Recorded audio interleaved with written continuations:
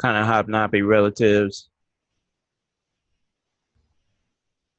Mbiwa, Tahushka, Obimiha.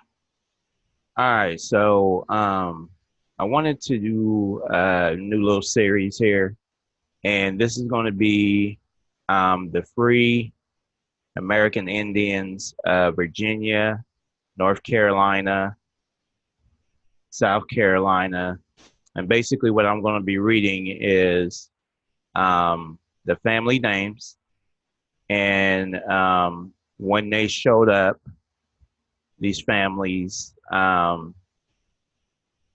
the family first showed up in writing, when they kept the records of these families. Okay. So this is again probably going to be a little lengthy, but I think it's some good information that may help some people in their genealogy searches, for one.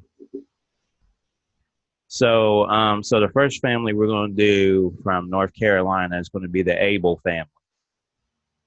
And it starts off saying Elizabeth Abel, born 1710, was a white woman living in Chowan County in July of 1737. When she was charged in court for keeping a lewd and disorderly tippling house contrary to the law and entertaining people servants.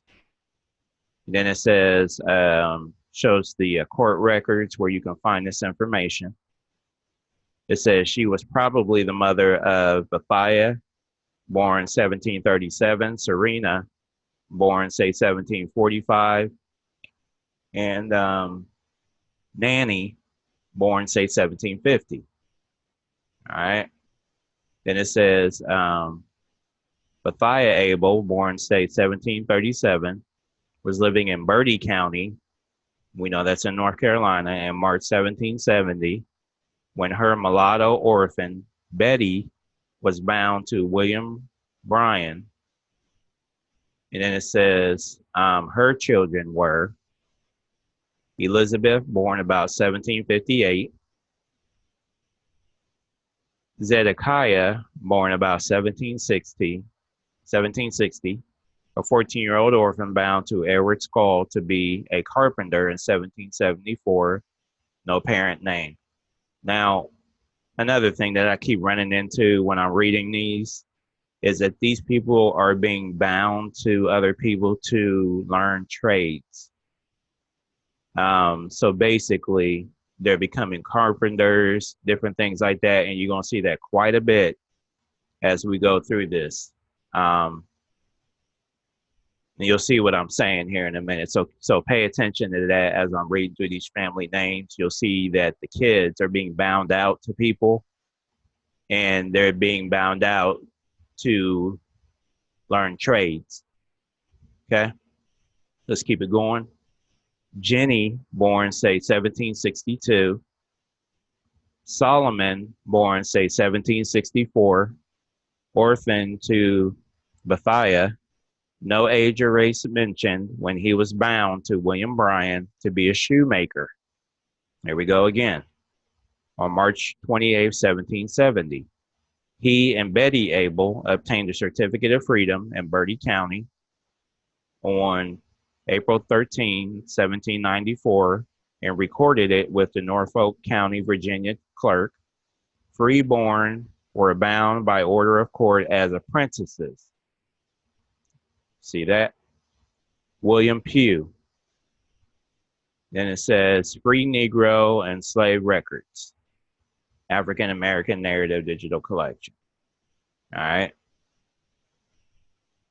Then we're going to get into Serena Abel, born 1745, was living in Bertie County on March 30th, 1767, when the court ordered her mulatto children bound out. She complained to the May 1788 Bertie court about the indenture of her daughter Sal to John Bosman. Her children were Betty, born about 1762, 8-year-old orphan to Serena, 8-year-old orphan to Serena, bound to Peter Harrell on March 25th, 1770. James, born about 1763, 4-year-old mulatto bastard of Serena, bound to Jacob Jernigan on March 30th, 1767, about 15 years old in May 1777, when he was bound out to Thomas Pugh Sr. Hardy, born about 1765, 2-year-old mulatto bastard of Serena, bound to William Bryan to be a shoemaker on March 30th, 1767. Jacob, born about 1772, mulatto bastard of Serena, 6 years old in November 1778, when he was ordered bound to James Gardner to be a shoemaker. He was 16 in February 1789 when he and Hugh Abel were bound out to William Pugh to be shoemakers. Jacob was head of a Bertie County household of 3 other free in 1810. Hill, born about 1777, 12 years old in February 1789 when he and Jacob Abel were bound to William Pugh to be shoemakers.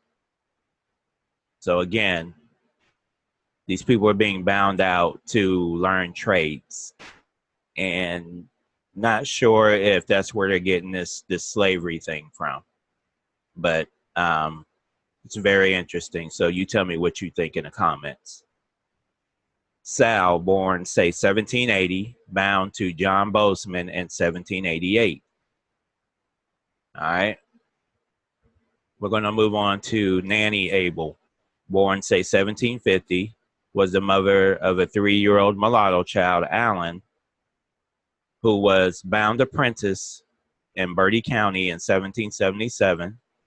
She was the mother of Allen, born 1774, 3 years old in Christmas 1777, bastard mulatto of Nanny, ordered by November 1777 court, bound to Ezekiel Wembley to be a cordwainer.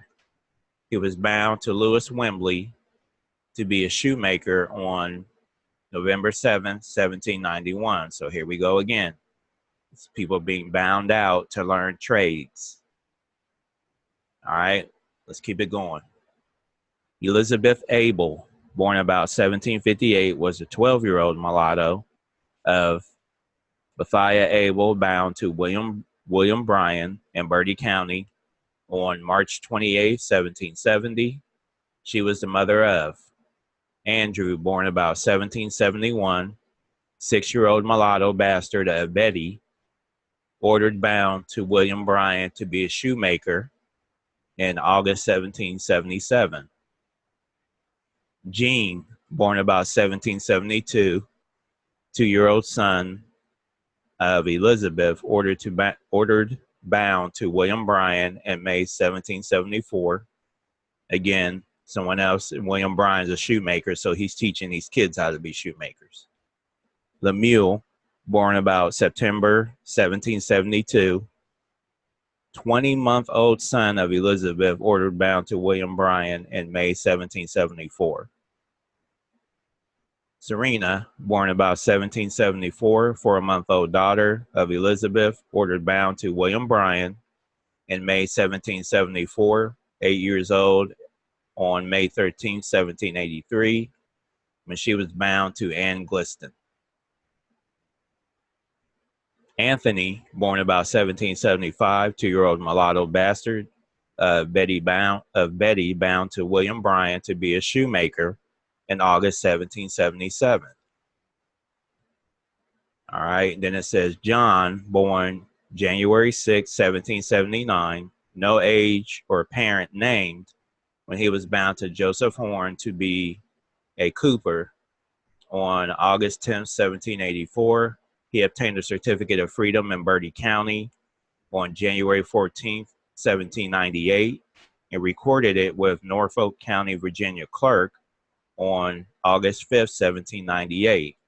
Freeborn, and that his mother served her time with me. The said John Abel was born January 6, 1779. And then it shows you where you can see the free Negro and slave records. All right. Let's keep it moving. Jenny Abel, born say 1762, was ordered bound to William Bryan for 6 years in August 1777.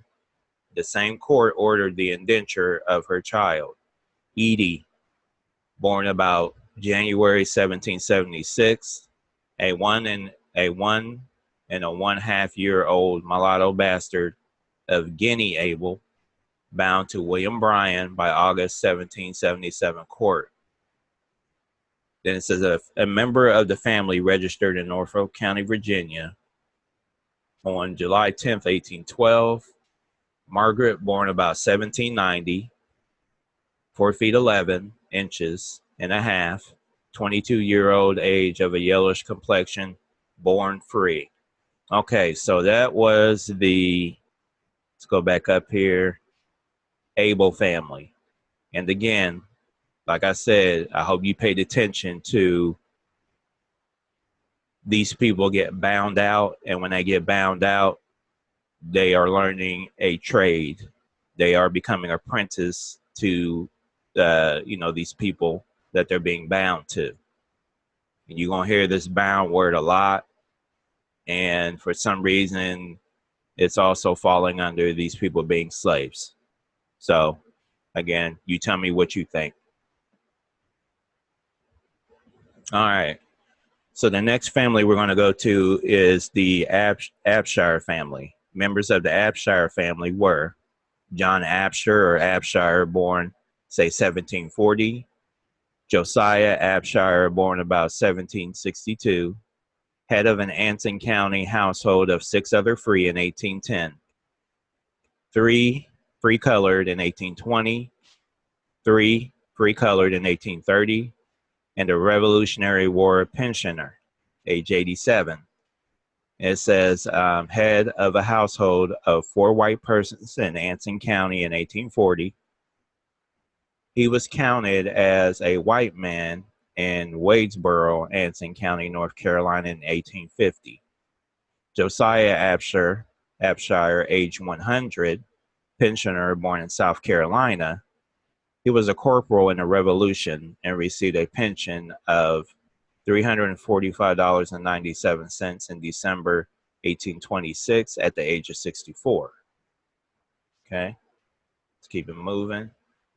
And it says John Abshire, born, say, 1740, a native of Pennsylvania, and his wife Francisca Hargrave, a native of Virginia, had been living in the parish of St. Martin Attapacus in Louisiana for 21 years on May 10th, 1800, when they consented to the marriage of their 17-year-old daughter Rosalie to John Drake, a mulatto liberated natural de Carolina, free mulatto native of Carolina.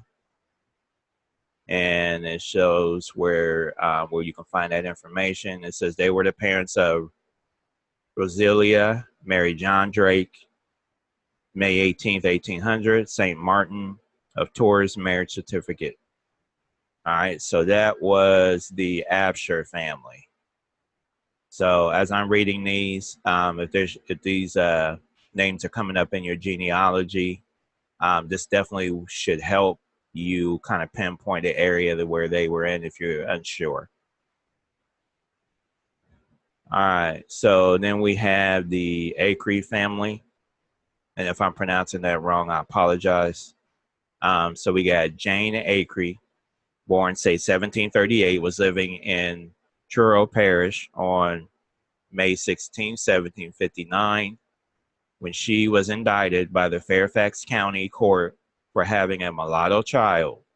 She failed to appear for her trial, so the court fined her 50 shillings.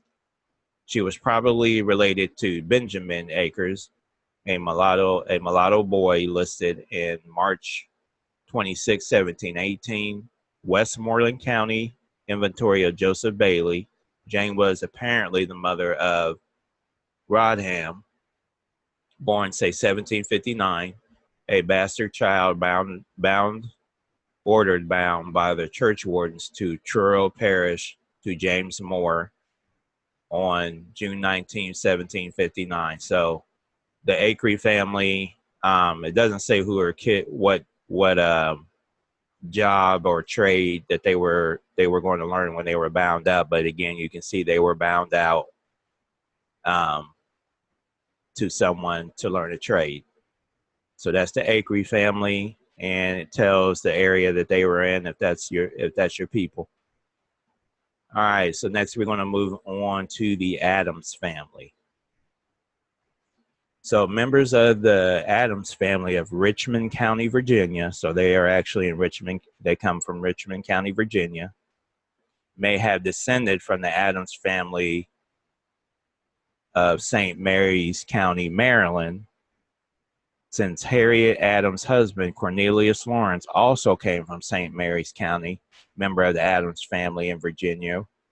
And by the way, the Adams family, I will get to them in a different series when we do Maryland and Delaware. All right, so it says John, born, say, 1754, of Maryland, a free Negro, by trade a ditcher, sued Richard Shurdock, a free mulatto in Lancaster County, on December 20th, 1776, for assaulting him.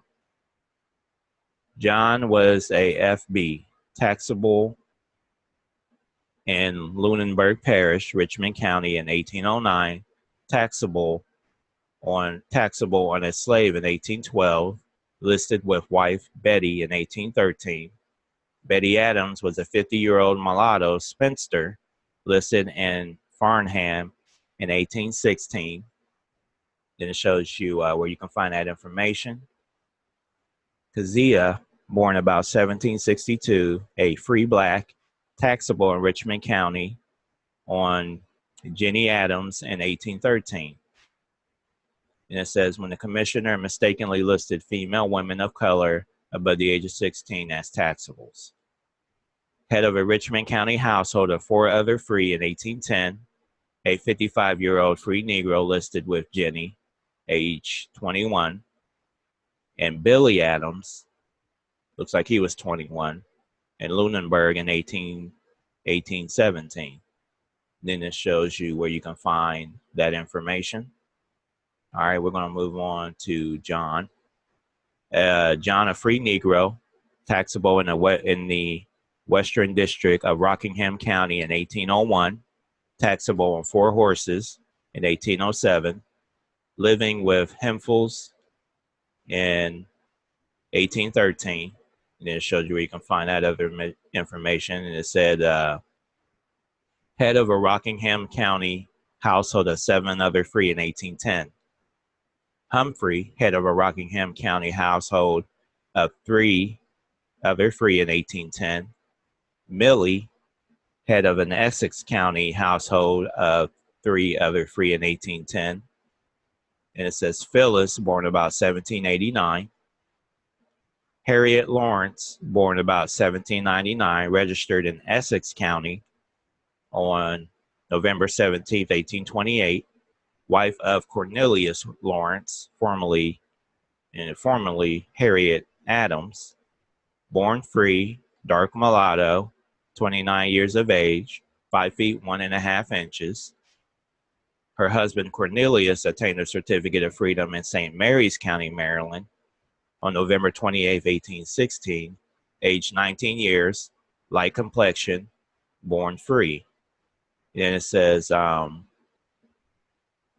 registered in Essex County on June 21st, 1824, born free by certificate of St. Mary's County, Maryland, 27 years of age. All right, let's keep it moving. Then it says Phyllis Adams, born about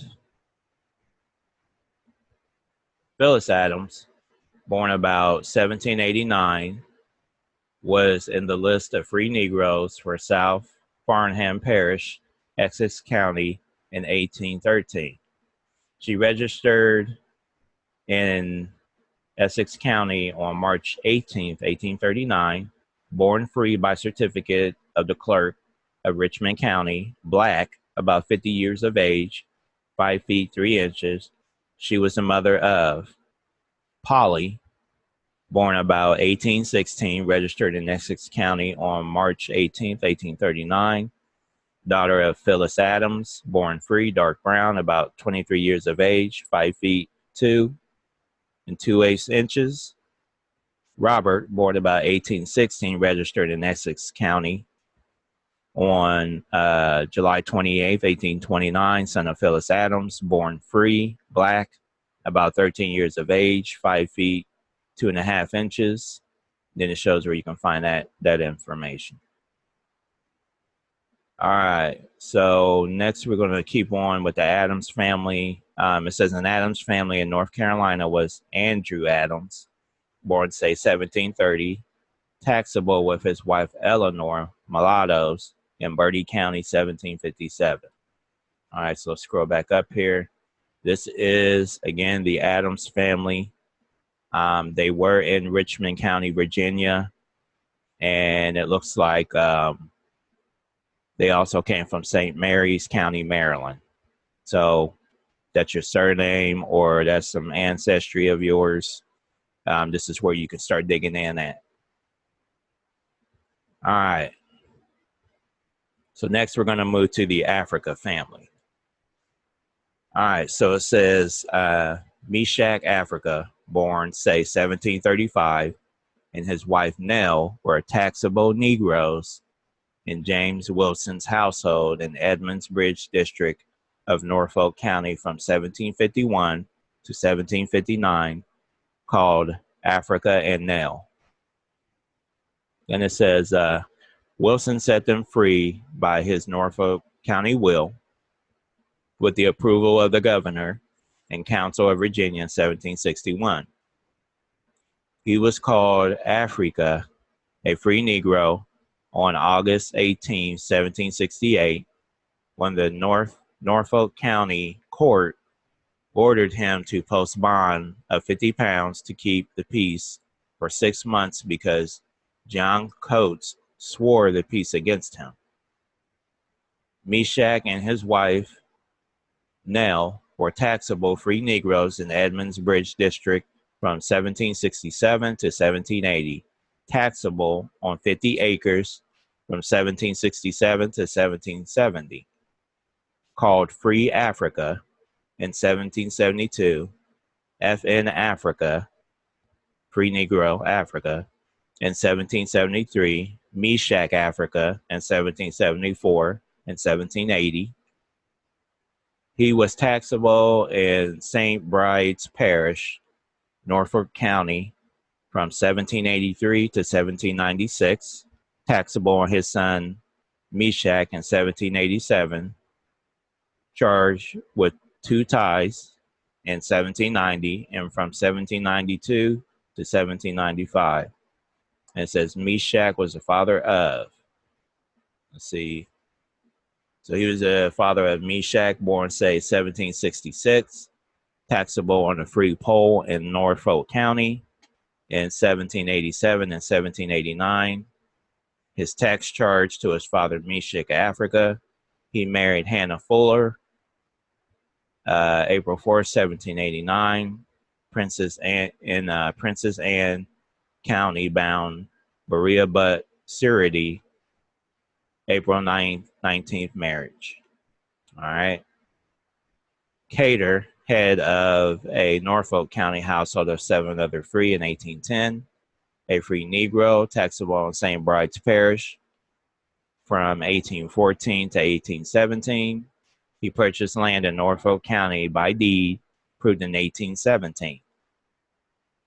Sally, head of a Norfolk County household of 5 other free in 1810. She was counted in a list of free Negroes in St. Bride's Parish with 3 male tithables and 3 cattle in 1815, and was taxable on a free male in 1817. Tremajan, taxable in St. Bride's Parish, Norfolk County from 1794 to 1799.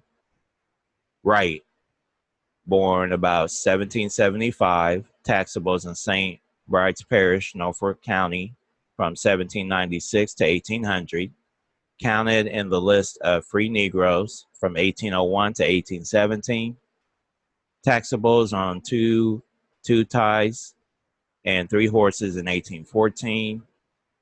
He registered in Norfolk County on December 17, 1810, 5 feet 11 inches, 35 years of age, light complexion, born free.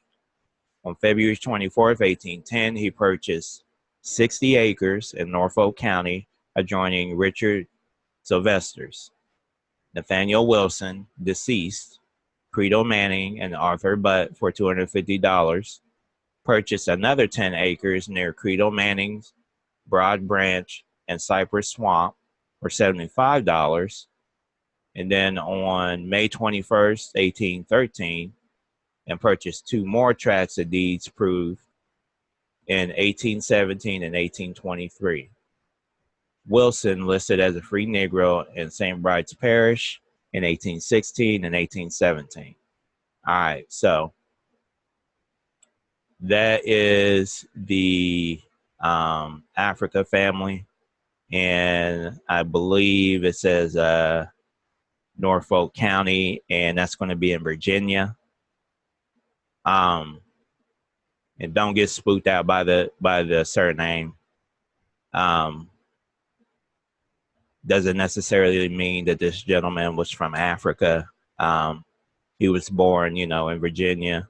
So again, he's got some names there of his kids, his wife, and if that's your people, it looks like they had lots of land as well, and where the land was located. All right. Moving on. So we're going to go to the, looks like Elstock family. All right. So Michael Elstock, born, say, 1725, was sued in Caroline County, Virginia, court in a suit which was dismissed on June 14, 1746. He was probably related to Reuben and Louis Elstock, two children bound out by the Caroline County Court to Thomas Roy Gentleman of St. Mary's Parish on August 12, 1756. He was involved in several minor court cases in Caroline County in September 1751, June 1762, March 1763, and May 1773. And it looks like Michael Elstock purchased 353 acres in Trinity Parish, Louisa County, on May 8, 1764. He was involved in a number of Louisa County lawsuits. On May 9, 1768, the court awarded John Collins, executor of James Collins, deceased, an attachment against his estate for 15 pounds, which was executed on an old gun. James Overton sued him on August 11, 1766. Thomas Knighton sued him for 100 pounds currency on August 8, 1768, and another 5 pounds on September 15, 1772. And Knighton was awarded 8 pounds, 10 shillings in his suit against him for slander on June 13, 1769. But the court was of the opinion that the damages were excessive, and a new jury awarded Knighton 5 shillings on April 9, 1770. William and Ann Knighton of Caroline County were his witnesses against Thomas Knighton in July 1771.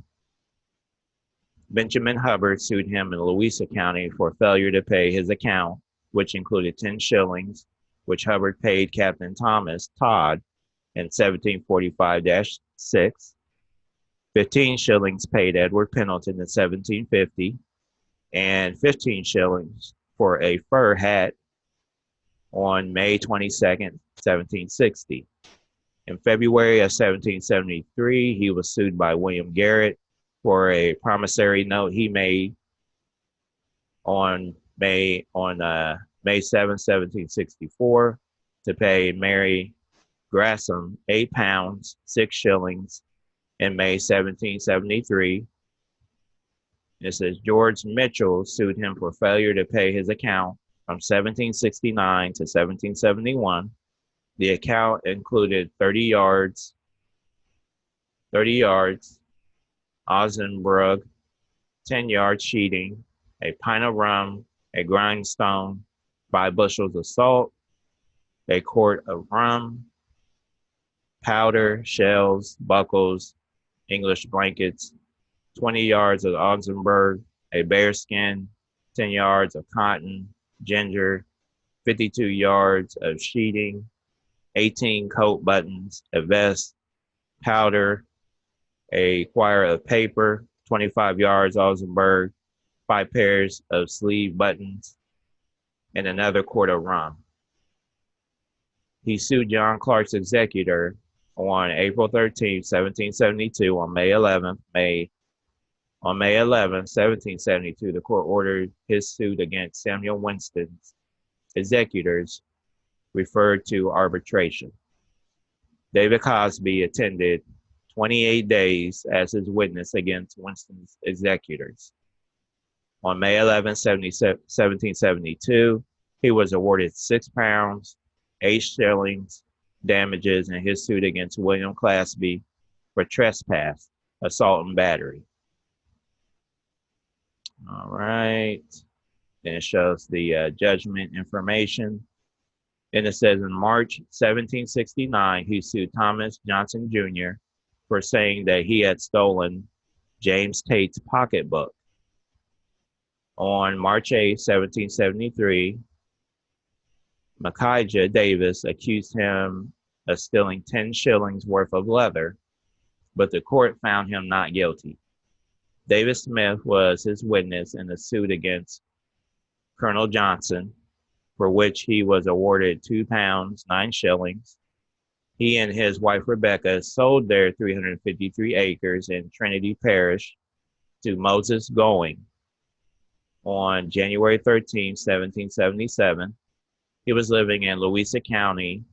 On December 25, 1777, when he sold 2 plots of 54 acres each in Louisa County, one on both sides of Gibson's Creek and Anderson's Line, and the other on both sides of Gibson's Creek.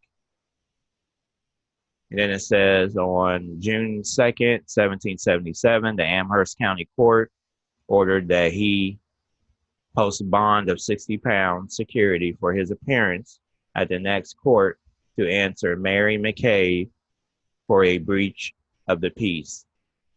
He owned land in Amherst County by January 5th, 1778, when he and James Hartless were among the freeholders ordered to work on a new road from Irish Creek Gap down Peddler River to Campbell's Road. He sold property by deed proved in Louisa County on May 11, 1778, June 8, 1778, and then on October 8, 1781. The Louisa County Court exempted him from paying county levies due to old age. On April 10, 1780, it says he was taxable on a horse and 5 cattle in Louisa County from 1782 to 1784, but free from personal tax. His September 6, 1791 Louisa County will proved April 13, 1795, named his wife Rebecca, children Joseph, Michael, Absalom, Mary, Elizabeth, Susanna, and granddaughter Rebecca. His suit against William Tatham in Richmond City Court abated on March 13, 1792 by his death. His widow Rebecca was included in the list of free mulattoes in Louisa County, 1802. And then it says Michael was the father of, and it says parents of Rebecca, who was listed as a free Negro in Louisa County about 1802. Rebecca Alstock and her 2 children, to wit, Robert and Polly, and Rebecca the elder.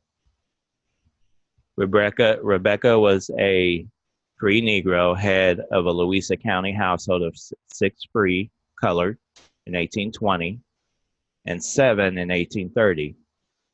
She left a September 8, 1838 Louisa County will, proved 8 September 1838, by which she gave her son Robert and Lucina a shilling and left 50 acres where she had been living to her daughter Polly L. Stock and made Polly her executor. All right. And let's see, we got Michael, born, say, 1750, called Michael L. Stock Jr. On March 9, 1773, when his suit against William Johnson, gentleman, was dismissed by the Louisa County Court on May 11, 1773, the court awarded him £2 or shillings in the same suit, but granted Johnson a leave to make discounts on the next court. On November 8, 1773, the court attached his goods in the hands of Ann Pulliam, worth £1, 17 shillings, for a debt he owed James 2d.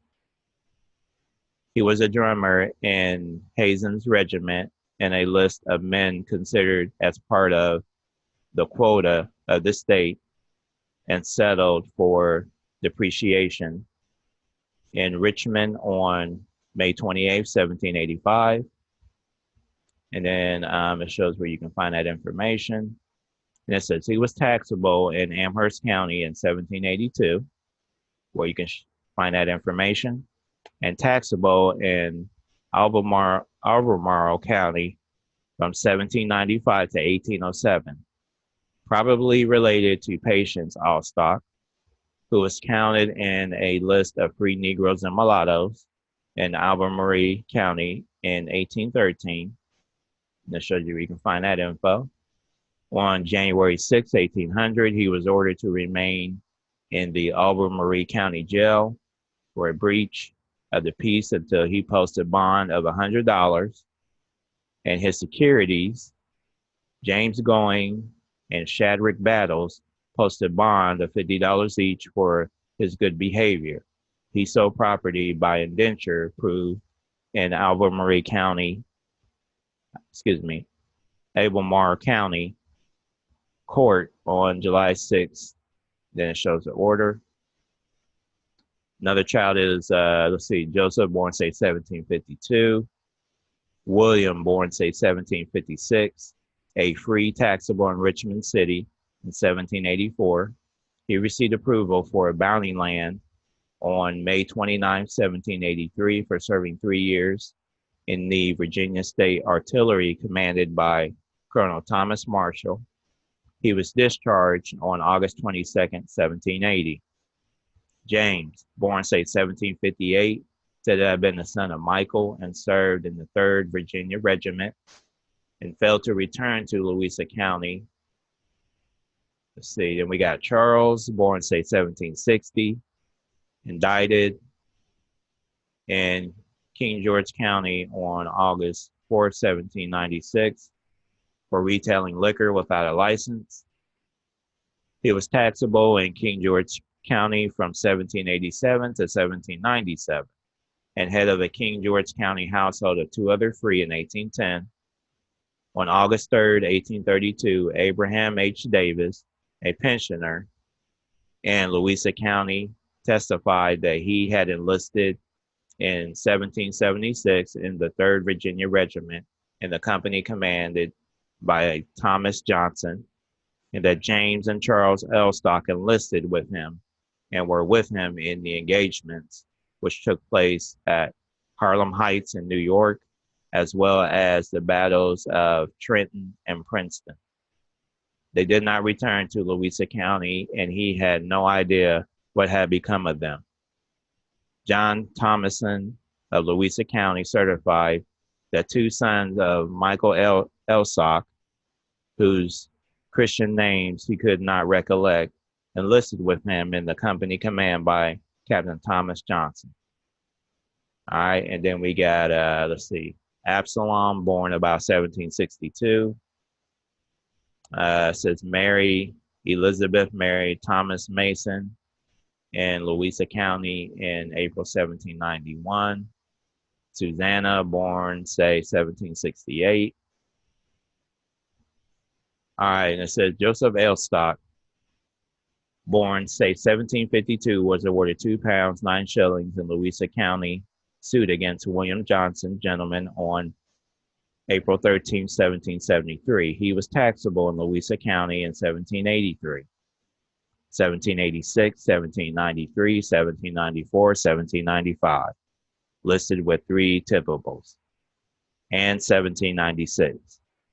He was taxable on the horse in Fredericksville Parish, Albemarle County in 1787.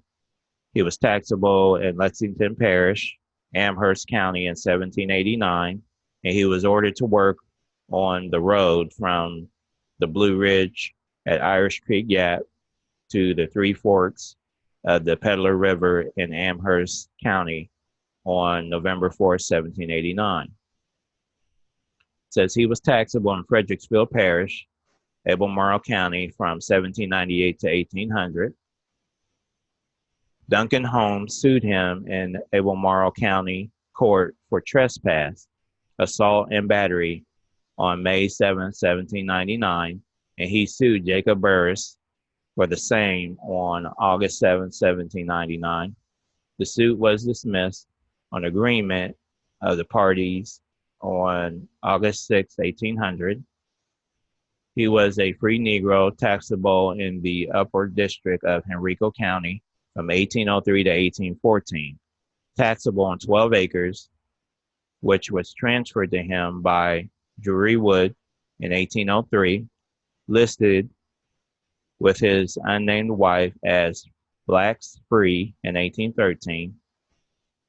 On January 13, 1805, he sold 12 acres on the side of a stage road in Henrico County to Wadey Turner of Richmond for £40. He was the head of a Henrico County household of 4 other free in 1810.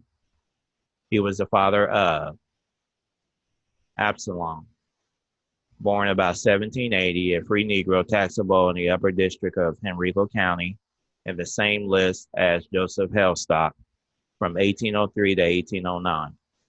He registered in Rockingham County, Virginia on September 5, 1831, 51 years of age, a mulatto man, and 6 feet high, freeborn, as appears by the affidavit of Mary Davis, his wife. Sally Elstock, registered the same day, a mulatto woman, 50 years of age, freeborn, as appears by the affidavit of Mary Davis. All right, keep it moving. John, born, say, 1782, taxable on a horse in Fredericksville Parish, Albemarle County in 1800 and 1801. A free Negro taxable in the Upper District of Henrico County in 1803, 1804, 1805, 1807, 1812, and 1813. Robert, born, say, 1786, a free Negro taxable in the Upper District of Henrico County from 1803 to 1814. Sally, born, say, 1788, daughter of Joseph Elstock, married Reuben Jones, October 24th, 1807, Henrico County bond, Absalom Elstock surety. All right, keep it moving. All right, it says Absalom Elstock, born 1762 in Louisa County, may have been identical to Abra Elstock, who married Isabel Ratcliffe, both of Louisa County, on December 23rd, 1784. He called himself a 70-year-old freeborn mulatto when he appeared in Rockbridge County, Virginia court on October 1st, 1832, to make a declaration to obtain a pension for his service in the Revolution. He stated that he was born in Louisa County, lived there 12 or 13 years after the war, when he moved to Rockbridge County. He was called a 94-year-old colored freeman on September 29th, 1849, when he applied for increased payments of his pension, stating that he had been occupied at Yorktown digging entrenchments. He was taxable in Louisa County from 1785 to 1799 and from 1809 to 1814. In a list of free Negroes and mulattoes in 1813, Joseph Alstock dismissed a suit for trespass, assault, and battery against Absalom in Louisa County Court on September 9, 1793. Absalom produced an account against the Commonwealth, which the court certified on September 10, 1793, and he sued Jane Ratliff for a debt of £3 on September 12, 1796. He was taxable in Beaudecourt County from 1802 to 1810, taxable on 3 horses in 1802, on two ties from 1807 to 1810, and from 1816 to 1821. A free Negro, taxable on 2 ties of 4 horses in 1816, 3 ties and 5 horses in 1819. Then it says, a mulatto carpenter with his children on Robert Gillespie's land, and a list of free Negroes and mulattoes in the district of John Holloway. Commissioner in Beaudecourt County for the year of 1802 and again in 1803. His wife was probably white and considered white since she was not listed with him. And his son James was apparently born between the time when the 1802 and 1803 list was made. He was head of a Beaudecourt County household of 9 other free in 1810, and was also counted in Bath County in 1810, head of a household of 8 other free and a white woman. He was a 94-year-old mulatto counted in the 1850 Rockbridge County census, with 47-year-old mulatto Nancy in District 51 and a half.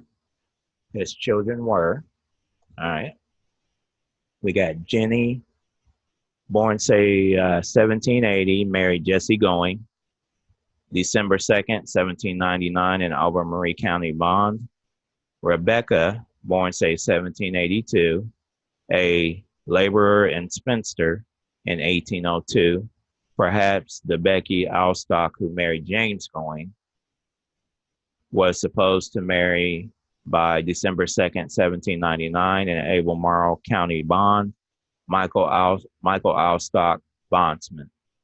Katie, born, say, 1783, a laborer and spinster in 1802. Polly, born, say, 1785, counted in 1803, but not in 1802. Elizabeth, Betsy, born, say, 1787, a laborer and spinster in 1802. William, born, say, 1792, a small boy in 1802. Absalom, born, say, 1794, a small boy in 1802 called Absalom Elstack Jr., when he was taxable in Beaudecourt County in 1817. Thomas, born, say, 1798, a small boy in 1802. James, born 1802-03. All right, Susanna Alstock, born, say, 1768, was counted in the list of free Negroes and mulattoes with her children Sally, Ursula, Betsy, Louis, William, and Kitty near Trinity Church in Louisa County in the district of Peter Crawford. She sued her brother, Michael Alstock Jr., for trespass, assault, and battery in Louisa County Court on November 14, 1792, and was awarded £50 on August 13, 1793. She and her children, Sarah, Ursula, Kitty, and Elizabeth L. Stock, were included in a list of free Negroes and mulattoes above the age of 16 in 1813. She was the mother of Sally, born 1785, Ursula, born, say, 1787, Betsy, born, say, 1789, Louis, born, say, 1791, William, born, say, 1793, taxable on a horse in Louisa County in 1814, Kitty, born, say, 1795.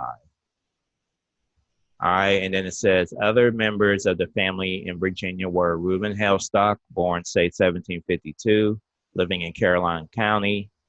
On August 12, 1756, when the court ordered the church wardens of St. Mary's Parish to bind him to Thomas Roy, gentleman, he sued William True for debt in Caroline County Court on August 15, 1783, and the administrator of James Conduit's estate sued Reuben on May 13, 1785. On May 7, 1785, the court presented him for keeping a tippling house. He was a free Negro and mulatto above the age of 16 in Essex County in the same list with Francis and John Hellstock in 1814, listed with Frank and Kitty Hellstock in 1816 and 1819. All right, and it says Louis, born, say, 1754, living in Caroline County on August 12, 1756, when the court ordered a church wardens of St. Mary's Parish to bind him to Thomas Roy, gentleman. He enlisted for 3 years, was in Captain Richard Stevens' company of the Virginia 10th Regiment from March 1777 to August 1778, at Valley Forge from May to June 1778, and in Lieutenant Colonel Hall's company of the 6th Regiment from June 1779 to November 1779. All right. Keysor, born, say, 1760. Michael, born, say, 1765. Taxable in Richmond City on his own tie in 1789 and taxable on a horse in 1791. Robert, taxable in Caroline County in 1796 and 1798. Christopher, taxable in Caroline County in 1812 and in the list of free Negroes and mulattoes in 1813. Elsie, an illegitimate child, bound out by Amherst County Court to William Lee on October 15, 1792.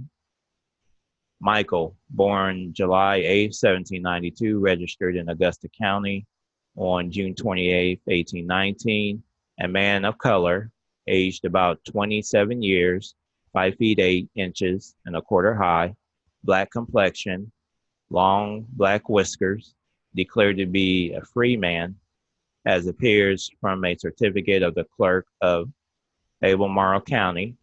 The Albemarle certificate stated that he served his time until age 21 with James Walker. Another Albemarle County certificate certified on May 20th, 1816, that he was born July 8, 1792, of a free woman in the house of Ann Lee, and served his time with her. In 1864, he petitioned the Albemarle County Court. Mike Allstock, who has resided in this county all his life, and of Stephen S. Moore, whom said Allstock wishes to choose as his master and thereby become a slave. And then we got Patsy, born 1801, registered in Augusta County on March 27, 1827, a woman of color, aged 26 years, of dark complexion, 4 feet 11 inches high, entitled to her freedom as appears from the clerk of Albemarle County. Then we got Keysor Allstock or Hellstock, born, say, 1760, was taxable on 2 horses in Mecklenburg County, Virginia in 1784, and taxable in the lower district of the county from 1787 to 1795, called the Keysor Allstock in 1793. He may have been the husband of Martha Hellstock, who was counted in the list of free Negroes and mulattoes in the lower district of Lunenburg County in 1802 and 1803, with her children Millie, Betsy, and Sally living near Harper's Bridge. She was counted as a free mulatto in Mecklenburg County in 1813. She was the mother of Mary Hellstock, born, say, 1787, married William Thompson, February 19, 1808, Mecklenburg County bond, Abel Stewart, security. William Thompson was head of a Mecklenburg County household of 10, free colored in 1820.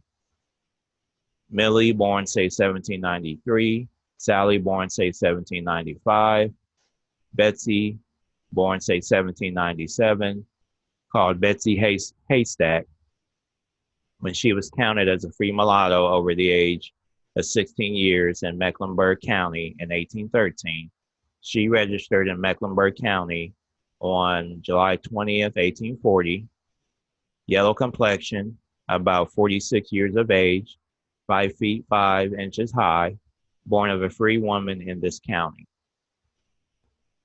All right, and then we got Nancy, born, say, 1800, found out by Mecklenburg County Court to John Bradley on April 12, 1802, no parent named. Then we got William, born, say, 1802, bound out by the Mecklenburg County Court to John Bradley on April 12, 1802. And it says no parent named. Registered in Mecklenburg County on December 17, 1827.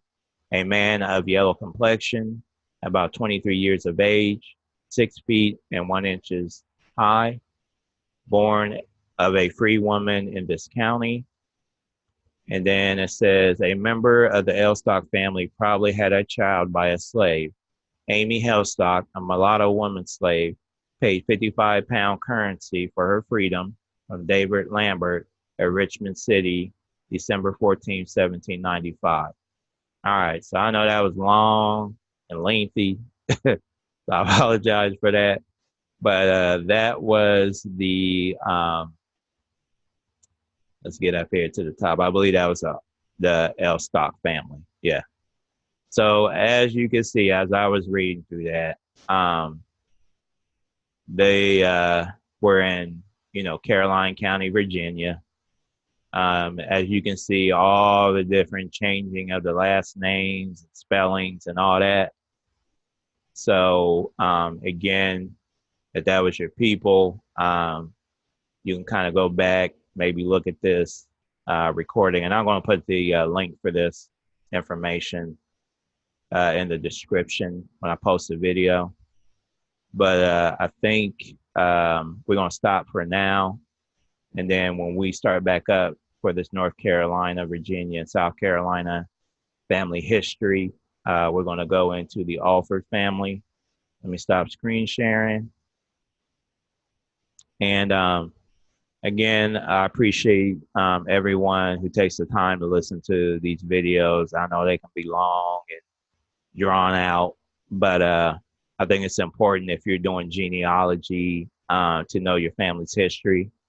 So again, if any of those surnames tie back to you and your family, please definitely do some more digging on it. I'll put the link so you can check out the site. It has a lot of really good information on it. And once again, this is Opie Miha. I appreciate everyone. One love as always. And like I always say, I will see everyone next time. Later.